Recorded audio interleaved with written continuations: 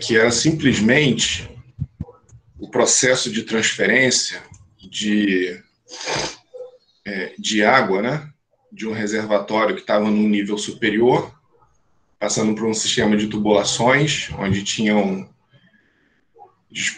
dispositivos aqui, uma válvula, globo, joelhos, né, trechos retos. Então a gente tem perda de carga distribuída localizada nesse sistema aqui. E ele está com um certo desnível ΔH, né? Então, a gente viu, e aí isso daqui eu fiz por conta própria, porque depois vai até aparecer de novo mais para frente, e é legal para a gente fazer uma analogia com bomba isso daqui. A gente vai ver talvez na aula de hoje ainda, mas é o seguinte, né? À medida que a gente... Aí, essa foi a última coisa que eu falei na semana passada, né? Que à medida que a perda de carga diminui, a relação entre vazão e altura varia, né? Porque quanto menor a perda de carga, maior a vazão para um determinado desnível. A altura aqui você poderia pensar como desnível dos reservatórios, né? Desnível, que é esse desnível aqui, né? Essa altura aqui. Bom, então, isso daqui, assim, é uma coisa interessante porque mostra que a vazão ela é diretamente proporcional a todas as perdas de carga que o sistema encontra pela frente, tá?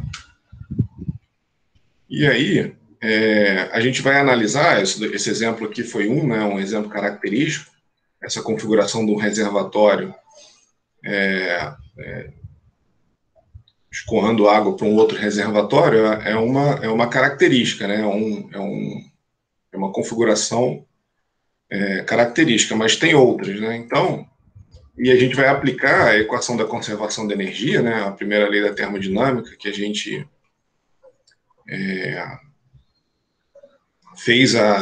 fizemos a demonstração usando o teorema do transporte de Reynolds, e a gente vai aplicar para cada caso desse, né? Então a gente tem aqui um reservatório, um certo nível de sucção, né? E a origem aqui está no eixo da bomba. Então a gente tem um certo ZS aqui, né? Um certo desnível, né? Da superfície livre do reservatório com relação ao eixo da bomba. Esse reservatório pode ou não estar pressurizado, né? Então ele pode estar ou não numa certa pressão PS, né? Então é esse aqui de sucção, né? Só para, enfim, podia ser aí a nomenclatura cada um faz aqui achar melhor. E aí existem as perdas de carga, né? O que está mostrando aqui, esses HLM e HL1 aqui, né? São as perdas de carga. Então aqui, por exemplo, a gente teria uma perda de carga localizada na entrada, né? A gente tem uma contração brusca aqui. Na hora que o fluido sai do reservatório, do grande reservatório, e entra num tubo, não sei, de meia polegada, de 3/4 de polegada. Aí ele entra na linha de sucção aqui, né, na tubulação de sucção, e em trechos retos existe a perda de carga distribuída. Aí ele chega na bomba, então o ponto A seria no flange de sucção da bomba e o ponto B no flange de descarga, tá? Antes de entrar ali na bomba. E aí a mesma coisa para a descarga, né? Um desnível na descarga, as perdas de carga associadas a cada elemento ali que existe, né, na ligação entre a bomba e o reservatório. O reservatório pode estar numa pressão de descarga PD ou não, ou pode estar na pressão atmosférica, da mesma forma que a de sucção, né? E aí a gente tem aqui a linha de descarga de recalque. Aqui a setinha, esse raiozinho, está só indicado que a gente precisa fornecer energia para a bomba, né? Que é justamente esse termo H aqui, tá? O termo H quantifica quanto de energia que a bomba precisa para vencer os termos de pressão, desnível, né, altura manométrica e energia cinética, na descarga e na sucção, mais as perdas de carga. Tá? Então essa é a energia total que a bomba precisa, né? Certo? Então vamos começar por esse caso aqui, né? Talvez seja o caso mais característico de um sistema de bombeamento. Você tem um reservatório num nível inferior, pode ser uma cisterna de casa ou um processo industrial que você queira levar para um reservatório num nível superior, que aqui, se a gente estiver pensando num caso residencial, pode ser a caixa d'água, né? E aí a gente adota o Z positivo para cima, que é o que está mostrado aqui, né? Com a origem no nível da bomba, no eixo da bomba ali.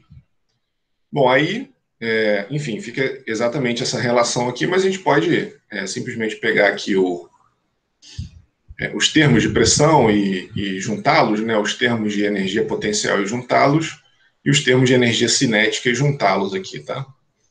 E aí fica nessa forma aqui, ó. Tá? A mesma coisa que a gente viu anteriormente ali, certo? Então, a diferença de pressão entre a descarga e a sucção, a diferença de energia cinética entre a descarga e a sucção, e a diferença de altura, aqui com relação ao eixo da bomba, né, entre a descarga e a sucção, e as perdas de carga totais que acontecem desde aqui, se a gente estiver pegando o ponto S aqui, né, e o ponto D aqui, então o HLT aqui, o head loss total, né, ou perda de carga total, são todas as perdas de carga que o fluido encontra desde o momento que ele sai daqui do nível da superfície livre do reservatório, passa ali pela contração brusca, as perdas de carga que ele encontra ao longo da tubulação de sucção, de descarga, no momento que ele sai aqui na expansão brusca, até o momento que ele chega ali na superfície livre da descarga. Então, essas são as perdas de carga totais que o fluido encontra no caminho dele. Agora, vamos aplicar algumas simplificações, né? Que são características de processos desse tipo aqui. Então, o nível do reservatório de sucção e o nível do reservatório de descarga, ele varia muito lentamente. É muito menor, a ordem de grandeza é bem menor do que a ordem de grandeza do fluido que escoa ali na tubulação, né? Tá? Então, a gente pode desprezar esse termo de energia cinética que a gente viu aqui, né? Vamos voltar aqui, um slide. Então, a gente despreza esse termo aqui, porque a gente fez isso até num exercício já, né, anteriormente. O nível que varia, tanto, bom, enfim, aqui esvaziando eventualmente, né, e aqui enchendo, essa variação aqui é muito lenta. Tanto é que a gente até considera o Z, a gente nem se importa com a variação do Z, né? A gente está sempre mais para frente, a gente vai analisar o que acontece quando existe a variação do Z, né? Eu vou mostrar para vocês isso. No momento que esse reservatório está cheio, até o momento que ele esvazia completamente, né? Esse ZA aqui muda e o ZB também vai mudar.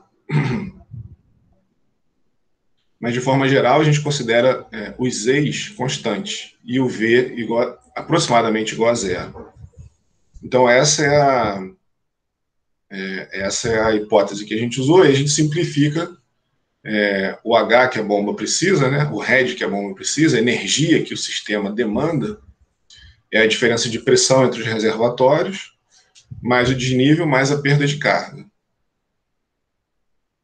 E além disso, né, se a gente andar um pouquinho mais e considerar que o reservatório está aberto, ó, aqui ele estava fechado, pressurizado, né, uma certa pressão, então se a gente colocasse um manômetro aqui, né, ele ia indicar uma certa pressão na descarga e na sucção, tá?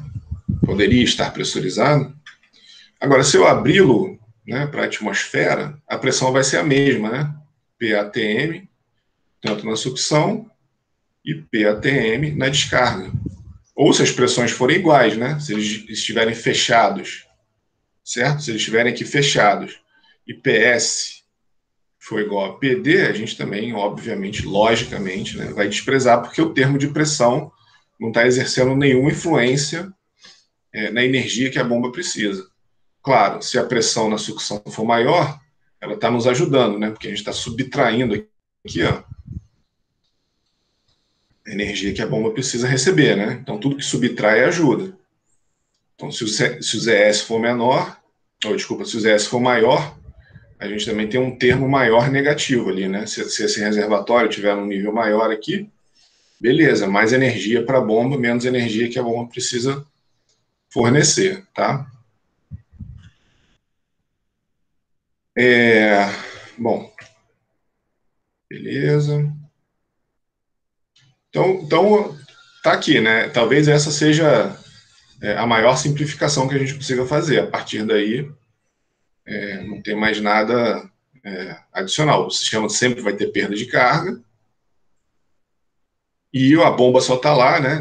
Nessa configuração, ela só estaria lá para compensar um desnível existente entre os reservatórios. E você pode fazer a mesma análise, se você quiser, né? Se os reservatórios estivessem no mesmo nível, a bomba não precisaria fornecer energia nenhuma, né? Na verdade, precisaria para vencer as perdas de carga na vazão, porque isso aqui é L sobre D, V ao quadrado sobre 2. Isso aqui é manter uma vazão, né? Certo? Então, ou Q, né, ao quadrado, L sobre D, 2 área ao quadrado, certo? Então, o head em função da vazão. É claro que isso que, enfim, o reservatório só está ali para transportar fluido de um sistema para o outro, então sempre vai existir perda de carga. Você não precisa de bomba, óbvio, né? Se você não quisesse transportar o fluido. Mas uma vez que o fluido começou a se mover, esse termo aqui vai ser diferente de zero. E aí, quanto maior a vazão ao quadrado, né? Então, a energia que a bomba precisa varia com a vazão ao quadrado, certo? Se os reservatórios estivessem no mesmo nível, seria menos um termo para a gente considerar, mas ainda assim é óbvio que precisaria da bomba, porque para essa vazão existe uma perda de carga associada, né? Para uma vazão Q, existe uma perda de carga associada, tá? Certo? E da mesma forma, enfim, aí voltando, né? Da mesma forma, se eles estivessem no mesmo nível, a gente cortaria esse cara aqui, mas com pressões diferentes, aí entraria o PD menos PS sobre ρg, tá? Então, o H seria PD menos PS sobre ρg mais HLT, se eles estivessem, né? Se eles estivessem no mesmo nível, com pressões diferentes, tá? Beleza? Então, observa que depende, né? A forma, a, a maneira de escrever a equação da energia, ela é única para cada sistema. Tá? Então, isso daqui eu estou mostrando alguns exemplos característicos, mas, na verdade, em função da característica do seu processo é que você tem que escrever a equação da energia entre a sucção e a descarga, obviamente. Né? Então, aqui eu fiz um caso diferente, por exemplo, que a gente não está analisando aqui, mas que poderia. Mas que pode acontecer na prática, né? Um processo industrial, não sei, eventualmente você pode ter dois reservatórios no mesmo nível, com pressões diferentes, e que você quer bombear fluido de um reservatório para o outro. Tá? Então, o que a gente vai fazer agora? A gente vai fazer algumas variações dessa configuração. Assim, o que a gente vai pegar? Né? A gente vai pegar essa... de novo, né? Vocês podem fazer, né, a análise apropriada para o processo de vocês. O que eu vou ilustrar aqui, na verdade, né? Pegar essa configuração aqui, né, que está descrito por essa relação, ou essa configuração aqui, né? Você tem um reservatório de sucção, existe uma tubulação que liga o reservatório até a bomba, e a bomba transfere o fluido até um reservatório de descarga, onde os dois reservatórios estão conectados na atmosfera, né? As velocidades são baixas aqui, de variação dos níveis do reservatório, e, logicamente, existem perdas de carga associadas a esse escoamento. Tá? Então, a gente vai ver algumas variações dessa configuração aqui. Sim, aqui é o seguinte, olha só, imagina que você tem um reservatório de sucção,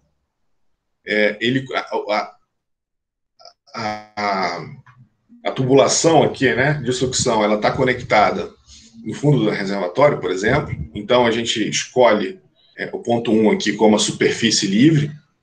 Por que a gente não pode escolher aqui o ponto 1 aqui, por exemplo? Porque aqui a gente não sabe a pressão, né? Eventualmente você pode assumir que é uma pressão hidrostática, mas o fluido está escoando, ele não está parado. Tá? Então existem características aqui do escoamento que fazem com que a pressão não necessariamente seja ρGH, né? Tá? Então, aqui é o lugar que a gente sabe velocidade, pressão e altura. A gente sabe todos esses termos. Aqui, a gente pode eventualmente medir a altura, eventualmente até a velocidade, por causa da vazão, mas a pressão aqui é um pouco mais chato de ser definido do que aqui, né? No nível do reservatório, que é direto, é pressão atmosférica. Tá? Então, por isso que a gente pega o ponto 1 aqui, e o ponto 1, onde que termina a tubulação aqui, ó, observa que ela não está conectada dentro do reservatório. Ela termina aqui, ó, e a água simplesmente jorra ali para dentro. Então, aqui nesse ponto, a gente sabe a pressão, sabe a velocidade, que é a mesma de toda a tubulação, né, a velocidade de descarga, e sabe o desnível, sabe o Z. Tá? Então, agora o ponto S está aqui na superfície livre do reservatório, como estava anteriormente, mas o ponto D agora está aqui bem na saída da tubulação aqui. Tá? E como ele não está, como a gente não tem o ponto D aqui na superfície livre do reservatório, né, que a gente pode botar aquele famoso triângulozinho representando a superfície livre, né, com 3 tracinhos aqui. Então, agora a gente precisa levar em conta a velocidade, a energia cinética do escoamento. Observa que só da gente afundar aqui, só da gente trazer o fluido aqui para dentro, a tubulação para dentro do fluido, a gente consegue vencer aqui, ó, a gente tira esse termo de energia cinética que a bomba precisa fornecer, tá? Que agora o ponto, a energia, ela está no nível aqui do reservatório de descarga. Só que tem uma coisa, existe, quando você faz isso aqui, ó, quando você puxa essa tubulação para baixo, você, tudo bem, anula esse cara, mas esse cara aqui pode aumentar um pouquinho a perda de carga, né? Porque você criou mais um joelho e criou mais um trecho reto e continua com a saída brusca ali. Então, isso é uma análise para ver o que vale a pena, né? Se vale a pena, eventualmente, fazer a entrada aqui. É claro que isso tem configuração geométrica na planta, na sua casa, né? Ou no prédio, eventualmente, não tem como fazer essa curva aqui e ligar a bomba aqui a entrada aqui, né? Tá? Então, essa é a questão, né? Tem que saber o que vale mais a pena, entendendo que quando o reservatório, quando a tubulação de descarga ela sai, ela entrega aqui para a atmosfera, a gente tem que adicionar o termo de energia cinética aqui, né? O VD ao quadrado sobre 2G, tá? Porque agora o ponto D não está mais aqui na superfície livre, a gente não pode considerar que ela está subindo devagarzinho. Agora o ponto D está aqui e a velocidade de descarga tem que ser considerada, tá? Que ela é não desprezível agora, nesse momento. Certo? Se por acaso aqui, ó, a diferença, ó, eu fiz a seguinte modificação, ó, deixa eu passar aqui, apagar esses caras aqui. Eu puxei o tubo para baixo, mas ele ainda não está encostando na superfície livre, ó. Ali, ó, ele desceu, tá certo? Vou voltar, ó. Tá? Então ele desceu, mas ainda não está encostando na superfície livre ali. Então o ZD diminuiu, o VD continua lá, mas quem aumentou aqui foi o HLT, né? A perda de carga, porque eu adicionei de novo aquilo que eu estava falando antes, né? Adicionei um joelho e continuo com a saída brusca ali, mais um trechinho de tubulação, tá? A equação continua a mesma, mas com a perda de carga variando e talvez compensando com esse ZD aqui, né? De novo, tem que saber, aí tem que fazer conta para saber se esse desnível aqui compensa, né? A perda de carga que foi ganhado, abaixando aqui a tubulação, né? Para ficar mais próximo do reservatório. E aí, finalmente, né? Quando a gente afunda lá a descarga no reservatório, o ponto D volta a ser a superfície livre aqui, né? O ponto D volta a ser essa superfície e a gente fica com a expressão que a gente tinha anteriormente, tá? Sem o termo de energia cinética, porque agora a gente não sabe, por exemplo, a pressão aqui, né? A gente não tem como saber essa pressão. Pode até assumir que é ρGH, mas como o fluido está escoando aqui, né? Na verdade, ele não está saindo. O ρGH seria uma pressão aqui, ó. onde o fluido está estático, eventualmente. Apesar de, né, desse movimento aqui, ó, dessa saída do fluido, movimentar todo o fluido, né? Mas a gente não sabe a pressão aqui, porque o fluido sai com uma certa velocidade. Então ele não sai com essa pressão ρGH, na verdade, né? Ele sai com uma outra pressão que é devido ao escoamento do fluido, tá? Que é um pouco mais complicado de ser determinado. Então, para todos os efeitos, a gente fica com o ponto D aqui, na superfície livre do reservatório, que a gente sabe que ele está na pressão atmosférica, não tem como não estar, a velocidade é aproximadamente igual a zero, e o desnível, né, o Z, a altura com relação ao eixo da bomba, a gente mede, né? É o ZD, tá? Então, essas grandezas estão muito melhor amarradas na superfície livre do que na saída do tubo, tá? Beleza? Aí aqui, ó, uma outra configuração. A gente tem o reservatório de sucção abaixo do nível da bomba. Então aqui o ZS é negativa, porque o nosso Z, a gente considerou a origem no eixo da bomba aqui, né? E apontando para cima. Então, agora, a gente tem ZD menos ES, porque agora o ZS é negativo, né? O ZS está abaixo do nível da bomba. Então, agora, e aí até uma coisa relativamente óbvia, né? Que a gente tem que somar o ZD com o ZS aqui, ó. Porque agora o desnível, ele é tudo isso daqui, né? O ΔH, se você quiser chamar, né? O ΔH é tudo isso daqui, desde o nível da superfície livre ali do reservatório de descarga até a superfície livre do reservatório de sucção. Antes ele estava aqui, né? Antes o H, era o ΔH, né? Se você quiser, era isso daqui, ó. Certo? É o desnível que existe entre as superfícies livres aqui. Então é o ZD menos o ZS. Aqui a gente tem que somar, né? Porque ele foi para baixo aqui do nível da bomba. Tá? Então agora é ZD mais ES, mais a perda de carga. E aí, se os dois estiverem abaixo do nível da bomba, menos ED, menos ES, mais a perda de carga. Então aqui ó, é o ZS menos o ZD, né? Tá? Porque aqui o ZS fica positivo, então é esse desnível aqui, é esse aqui, né? O ΔH agora está aqui, né? É o ZS aqui, menos o ZD aqui, tá? Mais a perda de carga. Então é uma outra configuração, de novo, né? Aí cada não dá para a gente ficar aqui vendo infinitas configurações, então tem outras, isso daqui podia estar fechado, né?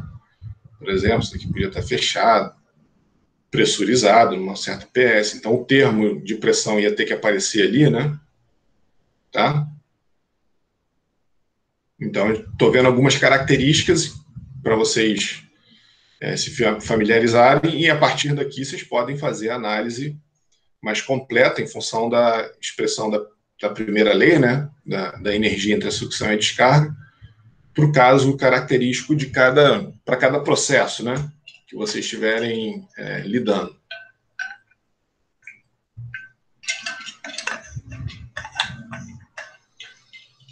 Então, esse aqui ó, tem a ver com o exercício que a gente fez na aula passada, que eu comecei essa aula falando, olha só, no nosso exercício que a gente fez no final da aula passada, a gente tinha um reservatório de sucção e aí uma rede de tubulação ligado a um reservatório de descarga. E aí a pergunta é o seguinte, para essa configuração, se a gente quiser esvaziar esse reservatório e encher esse, a gente precisa de uma bomba? Precisaria dessa bomba aqui, ó, para esvaziar esse reservatório e encher esse daqui?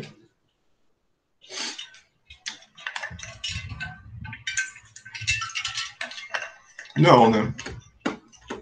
A gravidade faz o seu trabalho, certo? A gravidade esvazia esse cara e enche esse aqui. Só que tem uma coisa, ela está limitada a essa vazão aqui, ó. Deixa eu voltar lá no exercício.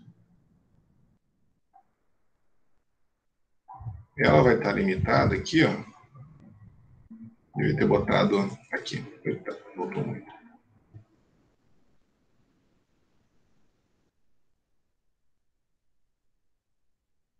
É o seguinte, para esse desnível e para cada perda de carga, você vai ter uma vazão associada. Então, se o desnível for, como era aqui, né, de 22 metros, se a perda de carga tiver aqui, né, a gente não tem aqui o valor da perda de carga, mas na verdade aqui era 22 metros, né? Aqui, ó, 22,6 metros. Bom, é o mesmo, né? É o mesmo que a gente estava calculando, né? Então, esse sistema aqui tinha uma perda de carga de 22 metros. A vazão associada a isso é 0,04 metros cúbicos por segundo. Se a gente reduzisse a perda de carga aqui para esse valor, a vazão iria aumentar, certo? Então, a gente está sempre amarrado à perda de carga associada no caminho entre um reservatório e outro, quando a gente tem essa configuração, né? Ele esvazia, beleza. Mas numa certa vazão, que a gente só consegue variar variando a perda de carga, tá? Beleza? Então, voltando lá, a bomba ela está ali nessa configuração justamente aqui, ó. Ela está aqui, opa, passou. Ela está aqui nessa configuração justamente para compensar as perdas de carga se a vazão que você quiser não for aquela que a gravidade fornece, como foi o caso do exercício ali atrás. Tá? Então tá aqui, ó. Essa daqui foi a questão que a gente viu, né? No enunciado, né? Então a perda de carga é ZD menos ES, a altura, né? O ZD menos ES, né? O delta H.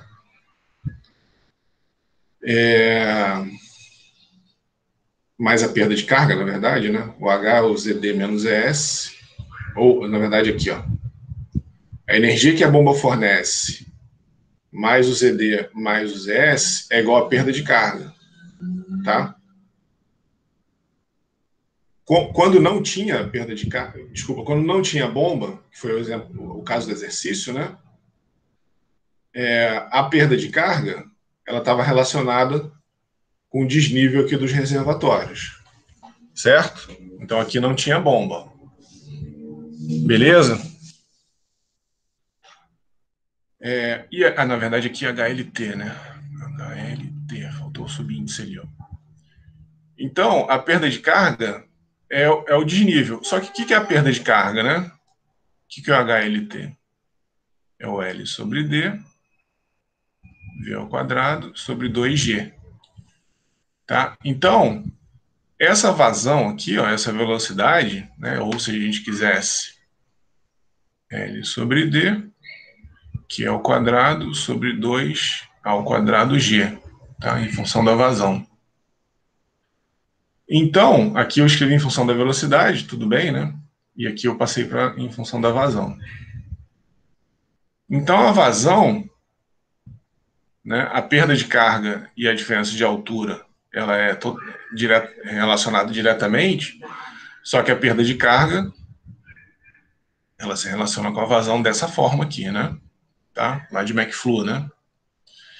Então, a vazão, ela vai se relacionar com o desnível, né, com o desnível H do reservatório, por essa expressão aqui, quando não tem bomba. Tá? Que foi o que a gente viu no exemplo, né? Certo? Então, a vazão ela é proporcional às perdas de carga que acontecem entre o reservatório de sucção e de descarga. Então, a gente chamou isso daqui, na verdade, não é uma constante, né? É uma função, né? Que depende do fator de atrito e das perdas, dos coeficientes de perda localizados, né? Os Ks.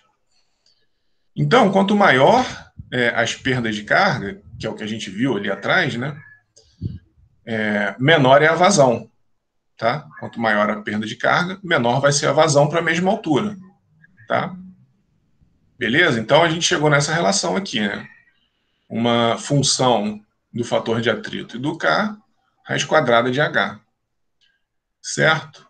Então, então a gente está limitado. Então, a vazão que esse processo sem bomba fornece está limitado por essa função do fator de atrito e do coeficiente de perda de carga localizado. Tá? A gente não consegue ir acima, não consegue aumentar a vazão porque esse cara aqui freia a gente, só se você diminuir o número de curvas, colocar uma tubulação com diâmetro maior, diminuir a rugosidade relativa da tubulação, tá? Aí você consegue diminuir esse parâmetro aqui, né?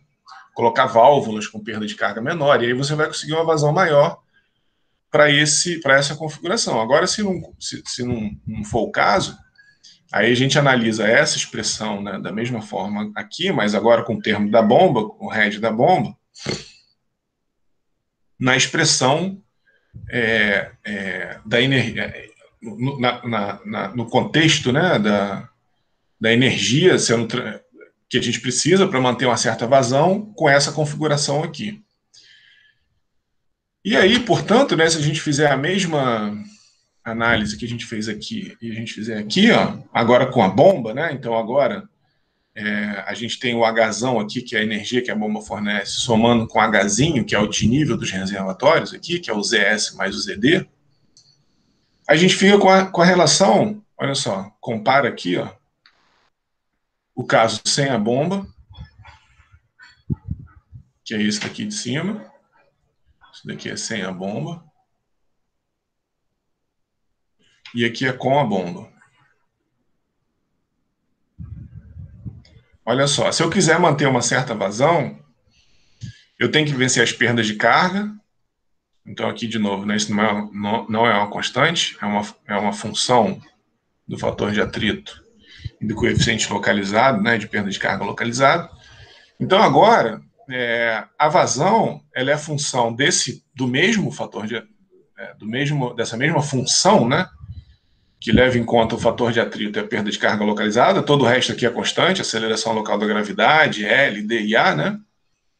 Mas o fator de atrito pode mudar e o K também. Se for o mesmo sistema, né? Se o sistema não mudar, tudo aqui é constante. Mas, de forma geral, se a gente fechar uma válvula ou coisa assim, a gente consegue saber como que a vazão vai se comportar perante a nova configuração. Só que agora eu tenho a energia da bomba aqui, ó, sendo adicionada, tá vendo? Então, dessa relação aqui, a gente vê que o mesmo efeito que a gente ganha aumentando o desnível do reservatório, a bomba, a gente ganha colocando uma bomba ali que fornece uma certa energia H. Que normalmente as bombas, como a gente vai ver mais para frente, né, nos catálogos, elas são caracterizadas pela altura de líquido que ela consegue, pela altura que ela consegue elevar de líquido, que é justamente esse H. Então, o efeito que a gente tem de adicionar uma bomba que forneça 5 metros, por exemplo, de coluna de água, de pressão, né, é elevar esse reservatório aqui de 5 metros, por exemplo, ou subir esse daqui de 5 metros. Desculpa, diminuir esse daqui de 5 metros, né? Abaixar esse daqui de 5 metros ou subir esse aqui de... Não, me embolei, peraí. Subir esse daqui, lógico, né? Porque é mais energia, o termo do ZS aqui vai aumentar, né? Subir esse cara aqui ou subir esse aqui também, porque é menos energia para descarga. Certo? Então, colocar uma bomba que forneça 5 metros de coluna d'água tem o mesmo efeito que subir esse ou esse aqui. Claro que se você subir os dois juntos, o desnível vai ficar igual, né? É subir esse para fornecer mais energia na sucção ou esse para fornecer mais energia na descarga. Tá? Beleza? Entenderam essa relação aqui, ó? É justamente isso, né? Eu estou adicionando um termo de energia H para a bomba aqui, tá? É energia adicional, desculpa, para o sistema, né? É uma energia H adicional que tem o mesmo efeito de eu subir os reservatórios, certo? Então, por isso que eu naquele exercício, eu escrevi as coisas desse jeito, que aí a gente consegue fazer uma analogia com o fato de colocar uma bomba ali nesse sistema aqui, tá? Que é justamente esse termo aqui, ó. Certo?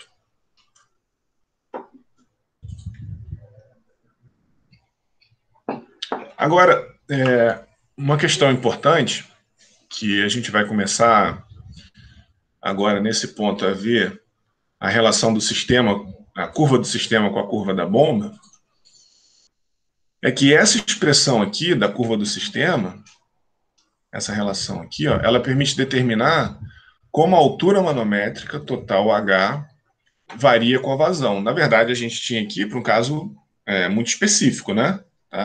Para esse caso aqui, a gente conseguiu, a gente fez, levantou essa relação de forma até analítica, mas a gente precisa fazer mais geral, né? Levando em conta agora todos os termos, pressão, velocidade, desnível, tá? Certo?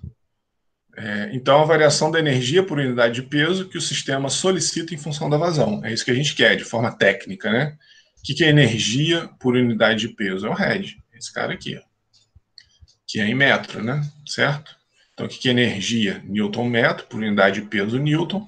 A gente fica com RED em metro, tá? Então, energia por unidade de peso que o sistema solicita em função da vazão.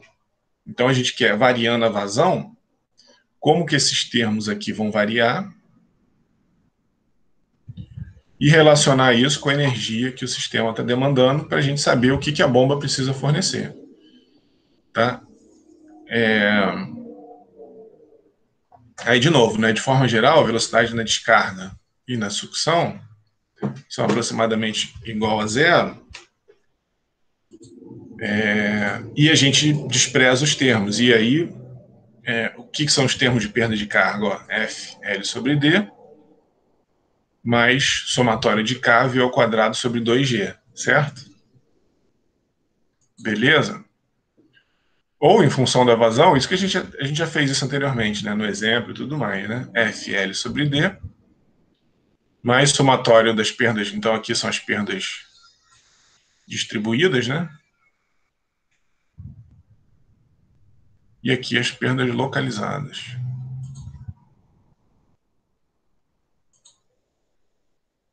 Tá? A mesma coisa aqui.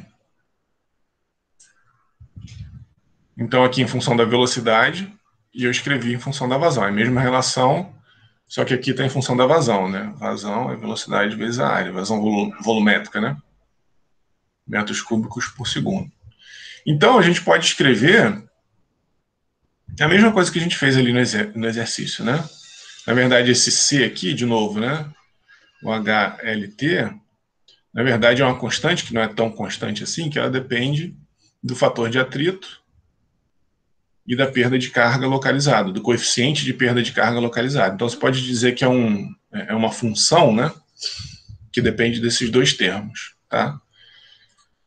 Só que esse termo, só que o fator de atrito, ele só influencia as perdas de carga, né? O fator de atrito não influencia a pressão. E o fator de atrito também não influencia no desnível dos reservatórios. O único termo que o fator de atrito aqui está influenciando é o termo da perda de carga. Então está ele aqui, ó, tá? Esse C, que na verdade não é tão constante assim, né? Que depende dos Fs e dos Ks. A gente pode escrever o RED em função da vazão, né? O RED é a energia que o sistema demanda, que aqui foi o que eu coloquei aqui, né? A gente tem uma perda de carga localizada aqui na entrada, que depende da vazão. Tem uma perda de carga distribuída na tubulação de sucção, que depende da vazão. Tem uma perda de carga distribuída aqui no outro trecho reto aqui, né, que depende da vazão também. E uma perda de carga localizada aqui no cotovelo, que depende da vazão, e aqui também, né? Tá? Então é isso que eu estou botando aqui. Então, as perdas de carga, esse termo aqui, né, que representa as perdas de carga, ele depende da vazão, mas os outros não. Tá? Então, a gente fica com essa relação aqui, ó, da energia por unidade de peso que o sistema demanda, né, o RED que o sistema está demandando, em função da vazão, isso para todos os termos que a gente tem de energia no sistema, entre a sucção e a descarga. Então, diferença de pressão entre os reservatórios, diferença de altura, né, diferença de cota entre os reservatórios, e essa expressão aqui que depende da vazão. E aí, para a gente levantar a curva do sistema, que é o que a gente está vendo agora, a gente simula alguns pontos de vazão, algumas abaixo, outras acima da vazão de projeto. Então, a gente tem uma vazão de projeto, que a gente determina qual é o head, né? Qual a energia que o sistema demanda da vazão de projeto por essa expressão, e, eventualmente, a gente pode simular uns pontos abaixo, outros acima. Tá? E aí, o que a gente faz? Esse cara aqui, ó, esse termo aqui, que não varia com a vazão, a gente chama ele de H estático. Tá? Ele tá ali sempre invariável, né? Ele não varia. Então, a gente tem um H estático, somando com o termo que depende da vazão ao quadrado ali, né? Tá? E aí, a gente plota isso num gráfico. Ó. Então, a gente tem o head 1 igual a 0, né? Então, quando a vazão é igual a 0, a gente ainda tem o head que o sistema demanda, por causa da diferença de pressão e da diferença de altura, né? Eventualmente, se tiver na mesma pressão e na mesma altura. A vazão 0, quer dizer, você não tem fluido escoando, claro que o head estaria aqui embaixo, né? Tá? É óbvio, porque não tem fluido escoando pela tubulação. À medida que a gente vai aumentando a vazão, o head vai aumentando de forma quadrática, né? Por causa dessa relação aqui, C, que é o quadrado. Tá? Certo? E aí, para cada vazão, né? Vazão 1, 2, 3, e aqui poderia ser a vazão de trabalho, ou vazão pretendida, por exemplo, né? Você tem um processo industrial que você tem uma certa vazão pretendida, então essa seria a vazão pretendida, e associada a essa vazão pretendida aqui, você tem um head pretendido, ou head de trabalho, tanto faz, tá? Poderia ser também de trabalho. Tá? E aqui vazão de trabalho. Tá? Poderia ser chamado assim também. E aí, a gente tem, e aí a gente vai variando, né? A gente tem como calcular o head para cada vazão, então a gente vai variando a vazão e calculando o head e chega nessa curva. Isso daqui é a curva do sistema. Essa curva aqui, ó, é justamente a curva do sistema. Como que o head varia em função da vazão. Tá?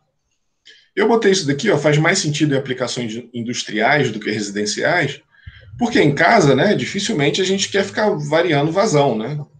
A gente tem uma certa vazão que a gente estipula, que a gente quer que a caixa d'água encha, e normalmente isso é até função do... É muito mais comodidade, né? Você não quer que a caixa d'água fique o dia inteiro enchendo. Você tem uma caixa d'água de 5 metros cúbicos, não sei, você estipula que você quer que ela enche 1 hora e meia, e aí você dimensiona a bomba e você não vai ficar mexendo na vazão, né? A vazão vai ser aquela ali, tá? Certo? A vazão que você definir para encher a caixa d'água vai ser essa, que se você tiver uma cisterna, por exemplo, né? Certo? Então vai ser Q4 e associado a ela, associada a essa vazão, você vai ter uma certa perda de carga no seu sistema, né? Entre a cisterna e a caixa d'água lá em cima, tá? Beleza? Se você quiser aumentar a vazão, se você quiser que a caixa d'água encha mais rápido, aí você vai cair num outro head. Seu sistema vai demandar uma outra energia. Um head que estaria por aqui, assim, entendeu? Tá? A outra maneira de determinar, fazer a curva do sistema, né, ou a altura manométrica do sistema, é medir. Isso daqui é calculado, né? Isso daqui é uma forma de calcular. Fazer isso daqui a gente calcula. Mas a gente pode também medir o head do sistema, mas é óbvio, né? Logicamente, a instalação já tem que estar pronta. E aí você pode usar isso daqui para confirmar, pode usar essa estratégia para confirmar a conta que você fez, né, os cálculos, porque, de novo, né, esses cálculos aqui eles são carregados de incerteza, né? Essas perdas de carga aqui, elas são tabeladas. Se vocês lembrarem lá de McFlu, essas perdas de carga aqui são tabeladas. Então, os CAIs são tabelados. Então, essa questão, ela acontece quando a gente usa essas fórmulas aproximadas, né? A gente poderia muito bem usar CFD para determinar a queda de energia, mas isso ficaria impraticável num processo industrial muito grande. Então, existe uma incerteza associada aqui muito grande, né? Então, a gente pode, eventualmente, levantar uma curva do sistema, calculando assim, e ela pode, na realidade, estar um pouquinho para cima, um pouquinho para baixo, né? Ela pode, na verdade, estar um pouquinho mais assim, ou estar um pouquinho mais abaixo. Isso daqui é por causa das incertezas inerentes a esse processo, tá? Aqui as incertezas, né? Podem levantar ou abaixar a curva aqui, por causa justamente desse fator C aqui, né? Dessa função C, que depende de fatores, que é o fator de atrito e o coeficiente de perda de carga localizado, que tem uma incerteza enorme na sua determinação. A própria rugosidade relativa, né? O E sobre D da tubulação, né? Então a gente tem uma rede de tubulação, e aí tem lá, se a gente der um zoom, né, na parede do tubo, a gente vai, por melhor acabamento que esteja o tubo, ele tem uma rugosidade que influencia muito no fator, na perda de carga distribuída. Então, todas essas incertezas aqui contribuem para a gente ter uma incerteza no levantamento da curva do sistema, né, na curva de altura manométrica do sistema. E eu estou falando isso tudo porque a gente pode medir, né? Mas, claro, só depois da instalação estar pronta aqui. Ó. A gente pode avaliar o RED experimentalmente, como mostrado abaixo aqui. Ó. Então, como é que a gente faz isso? Ó, a gente aplica o teorema do transporte de Reynolds entre o reservatório de sucção, entre esse nível aqui, ó. Então, aqui está o S, e A, que é aqui. Ó. Então, a gente sabe toda a energia, né, que existe. Fazendo isso, a gente vai saber medir os termos de energia que existem no flange de sucção. Olha só. PS, né? Todos os termos de energia que tem aqui, ó. PS mais ES mais VS ao quadrado sobre 2G, igual a PA sobre ρg mais EA mais VA ao quadrado sobre 2G, né? Então, os termos de pressão, energia potencial e energia cinética. Isso aqui na sucção, isso aqui no flange, na superfície livre do reservatório de sucção e no flange de sucção, mais a perda de carga distribuída. Mas o VS é aproximadamente igual a zero. Lembra que isso daqui, ó, a velocidade com que esse reservatório está esvaziando, ela é aproximadamente igual a zero. E a minha origem aqui, né, está aqui no eixo da bomba, que é o que está mostrado aqui. Ó. Então, ZA é igual a zero. Então, esse cara vai embora e esse cara vai embora. Então, sobrou PS sobre ρg mais ES igual a PA sobre ρg mais VA ao quadrado sobre 2G, né? Que é o que esses... Aqui, ó, eu estou mostrando uma linha, um medidor de pressão, isso daqui é um manômetro de pressão, isso daqui é um medidor de vazão. Tá? Então, a gente olha ali quanto que é a vazão, né? Liga a tubulação nele. E aqui na descarga a mesma coisa, o medidor de pressão na descarga e o medidor de vazão na descarga. Então esse cara estaria conectado aqui, ó, em B, esse cara estaria conectado em A, tá? Aqui a gente está medindo a vazão na saída, aqui a vazão na entrada, certo? Que tem que ser a mesma, claro, né? Se o escoamento for incompressível, eventualmente poderia ter até em outro ponto aqui, se o escoamento for incompressível, a vazão é a mesma, tá? Não precisaria nem de medidores de vazão em 2 pontos, só em um ponto é o suficiente, né? Mais a perda de carga na sucção aqui, ó. Então tá o S porque é só a perda de carga daqui até aqui.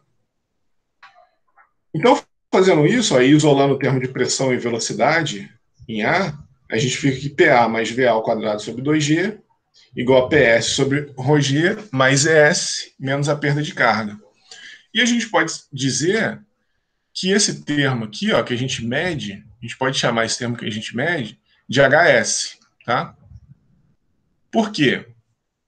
Medindo esse cara, medindo essas duas grandezas, pressão e velocidade, a gente está automaticamente estimando todos esses termos. A pressão no reservatório de sucção, o desnível e a perda de carga. tá? Lembra que esses termos aqui, quanto maior, melhor, né? Então, quanto maior a pressão na sucção, melhor, quanto maior o desnível, melhor, e quanto menor a perda de carga, quanto maior a perda de carga, a gente está subtraindo uma coisa grande, pior, né? Então, quanto menor a perda de carga, melhor. Então, se a gente instrumentar a linha e medir PA e VA, a gente tem uma sucção totalmente caracterizada. Tá? Se você for lá na sucção da bomba e colocar o medidor de pressão, e você souber a vazão que está passando pela bomba, né, eventualmente você pode colocar o medidor de vazão em algum outro ponto da linha. Porque como o escoamento é incompressível, não vai ter variação de vazão, né? Então,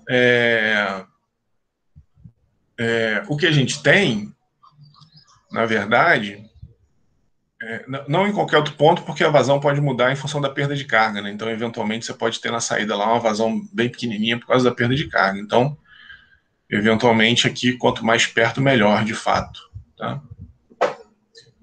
Então, o que acontece é que se a gente medir PA e VA, a gente tem a sucção totalmente caracterizada, tá? Beleza? Que a gente não... Quer dizer, tem uma maneira, né? Esse cara aqui não precisa mais ser determinado em face daquelas incertezas na determinação do fator de atrito e no coeficiente de perda de carga localizado, e nem da rugosidade relativa, né? Certo? Então, aqui, ó, medindo, né? E é claro, né? O sistema, né? Todo o seu processo tem que estar já instalado, né? Então, se a gente medir PA e VA, a gente tem a sucção totalmente caracterizada. E aí, ó, o valor medido leva em conta a energia disponível pela pressão pré-existente no reservatório, que é o PS,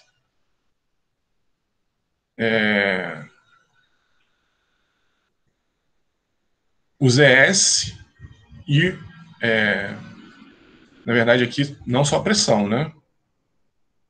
Então, o valor medido leva em conta a energia disponível pela pressão, justamente pelo desnível aqui, né, pela altura e subtraindo a perda de carga. Na verdade, são todos esses termos aqui, né?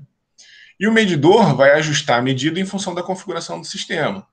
Então, por exemplo, aqui, ó, se o reservatório de sucção estiver abaixo da bomba, é claro que esse medidor de pressão aqui ele vai indicar uma pressão menor, né? Uma pressão disponível ali na sucção menor, à medida que você vai diminuindo aqui a altura aqui do reservatório. À medida que a perda de carga aumenta, a pressão diminui. À medida que a pressão aqui diminui, claro que a pressão ali também vai diminuir, certo?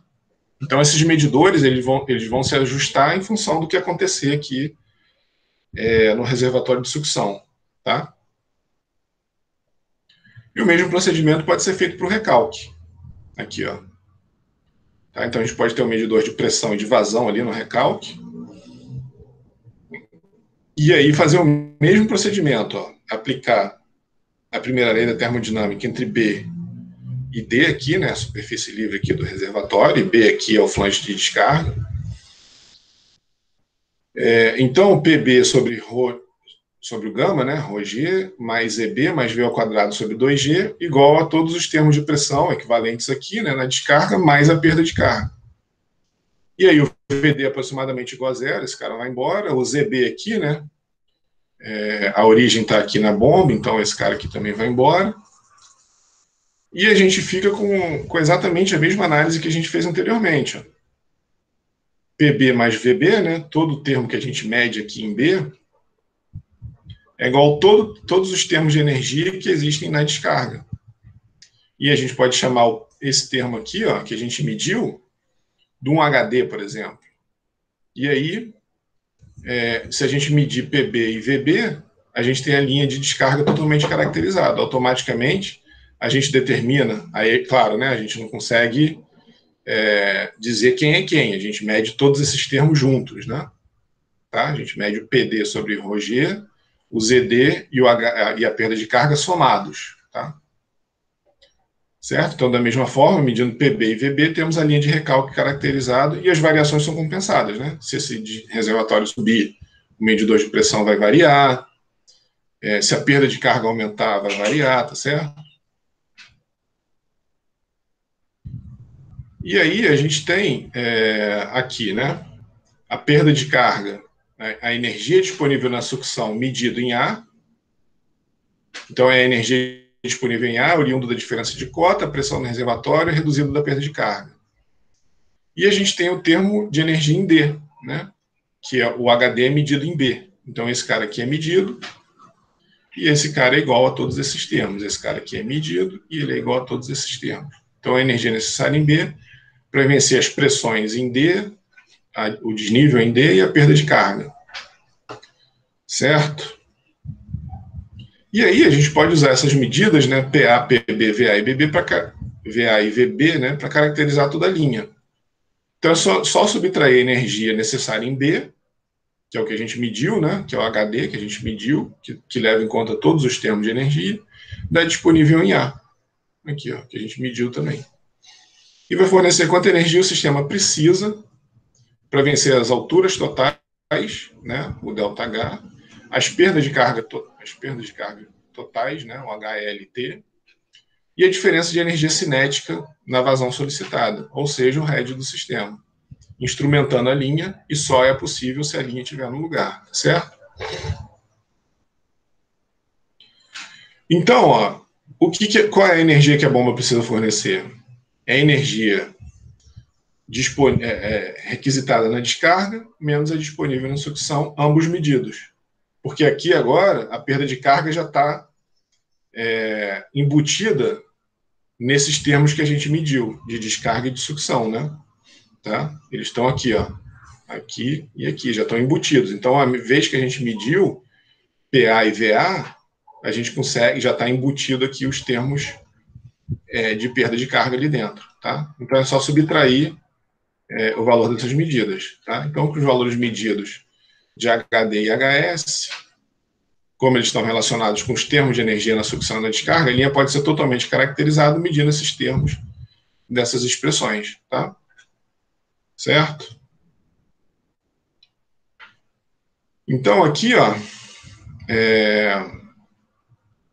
a gente, claro, pode ter um desnível aqui do A e do B, né? Mas a gente desprezou os EA e ZB.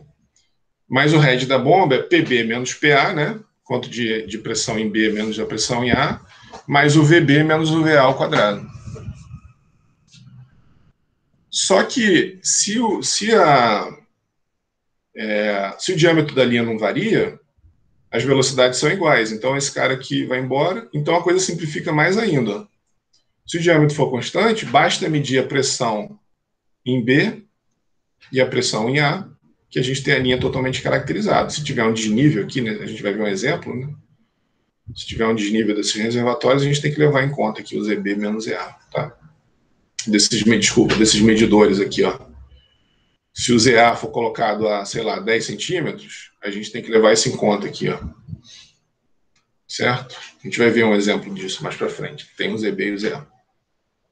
Tá? Então, se a linha tiver o mesmo diâmetro na descarga e na sucção, simplesmente fazendo PB menos PA, a gente tem a linha totalmente caracterizada. Tá? Tem um head para aquela condição. Tá?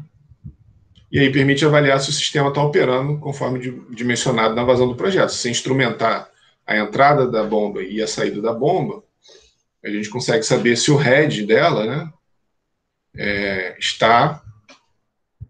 bate aqui com o que a gente tinha previsto aqui, ó, calculado, por exemplo, aqui, né? Tá? Opa. Então, a gente pode medir isso daqui, por exemplo, se a gente está nessa vazão pretendida aqui, ó, e forneceu esse head pretendido, né? Então, fazendo essa medida, a gente pode confirmar, medindo se ele realmente está aqui. A gente calculou isso daqui e, eventualmente, medindo, ela vem um pouquinho aqui para baixo. Tá? Vamos dizer que a medida tenha dado um pouquinho aqui para baixo. Significa que a minha incerteza, na verdade, quando eu calculei, eu achei um head maior do que o que realmente o sistema demanda. Tá? Beleza? Então, eu posso medir, eu posso sempre medir isso daqui, claro, né? Usando aquelas hipóteses que a gente fez, como PB menos PA sobre ρg. Então, medindo PB e medindo PA, a gente também pode determinar aqui os heads do sistema para cada vazão, né? Tá? Certo? Paro de novo, né? Isso é possível quando a linha, obviamente, aqui, ó, PB menos PA sobre ρg. Tá? Óbvio que isso só é possível quando a linha está no local, né? E funcionando. E quando ela está instalada e depois de fazer o comissionamento, tá? Bom, alguma dúvida aí? Alguém quer fazer alguma pergunta?